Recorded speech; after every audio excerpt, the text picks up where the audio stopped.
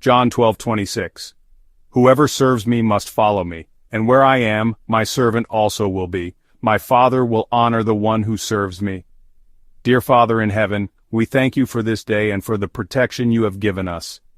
Grant that we may find our joy in your grace and in your love. Help us to become truer followers of Jesus who came in your love. Be merciful to us and help all those who belong to you. You know them all and the thoughts of their hearts. You know their struggle on earth and the temptations that surround them. Help each one, also those who are still far away from you.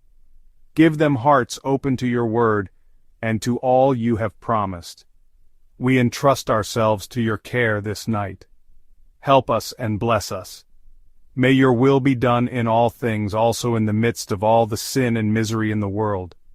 May your will be done on earth as in heaven, and may your kingdom come. Amen.